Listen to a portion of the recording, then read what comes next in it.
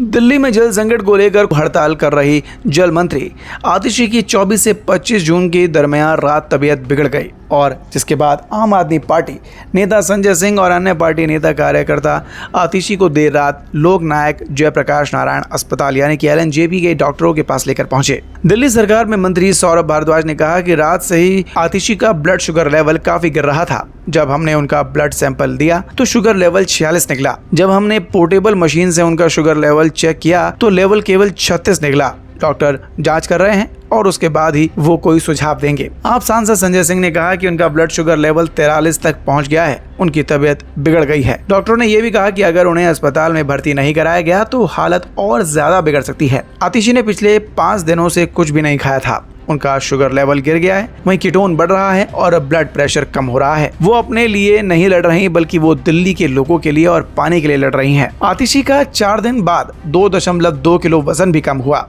डॉक्टरों ने उन्हें अस्पताल में भर्ती होने की सलाह दी है। वहीं आपको बता दें कि सोमवार को लोक नायक अस्पताल के डॉक्टरों ने आतिशी के स्वास्थ्य की जांच की। जांच के बाद डॉक्टरों ने बताया कि वो मंत्री का वजन कम हो रहा है, उनकी स्थिति खराब हो रही है और उन्हें अस्पताल में भर्ती होना चाहिए। मालूम हो कि 21 जून से जल मंत्री आतिशी दिल्ली वालों को हरियाणा से उनके हक का पानी दिलवाने के लिए अनिश्चितकाल अनशन पर बैठी हैं। डॉक्टरों ने यही बताया कि 21 जून को अनशन पर बैठने से पहले उनका वजन 65.8 किलो था। वहीं अनशन के चौथे दिन ये घटकर 63.6 किलोग्राम हो गया है। 4 दिन में ब्लड शुगर लेवल में 28 यूनिट की गिरावट दर्ज की गई। उनका ब्लड प्रेशर लेवल भी कम हुआ है। डॉक्टरों ने इसे खतरनाक बताया और इसके अलावा मंत्री का यूरिन कीटोन स्तर बढ़ रहा है। भोगल के जंगपुरा में जल मंत्री आतिशी की अनिश्चितकाल अनशन सोमवार को चौथे दिन पर भी जारी रही। अनशन स्थल में उन्होंने लोगों को संदेश देते हुए कहा कि उनका स्वास्थ्य चाहे कितना भी बिगड़ जाए लेकिन अनशन का उनका संकल्प दृढ़ रहेगा। जब तक दिल्ली को अतिरिक्त पानी नहीं मिलता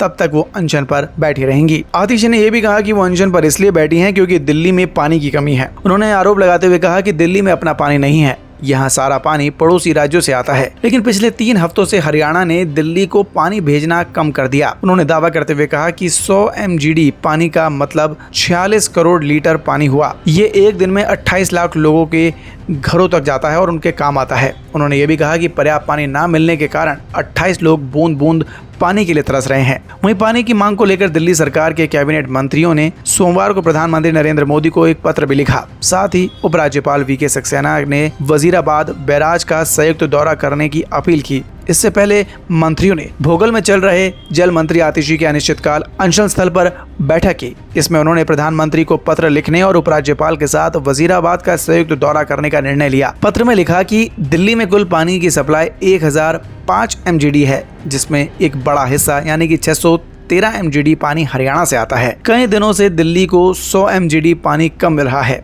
इससे 28 लाख लोगों को पानी नहीं मिल रहा। दिल्ली सरकार ने पानी की कमी दूर करने के लिए हर संभव कोशिश कर ली है। हरियाणा के मुख्यमंत्री को पत्र भी लिखा गया, केंद्रीय जल मंत्री से मिलने की कोशिश भी की गई और हिमाचल के मुख्यमंत्री से गुहार लगाई गई। हिमाचल अतिरिक्त पानी दिल्ली को देने के लिए तैयार है, जो यमुना में हरियाणा से दिल्ली आएगा, लेकिन हरियाणा वो पानी भी देने से इनकार कर रहा है। अब देखना यह है कि दिल्ली वालों की इस परेशानी का हल कब निकलता है और कब आतिशी का ये अनशन टूटता है। खबर पर आप भी अपनी राय कमेंट कर जरूर बताएं और देखते रहें द भारत नाउ।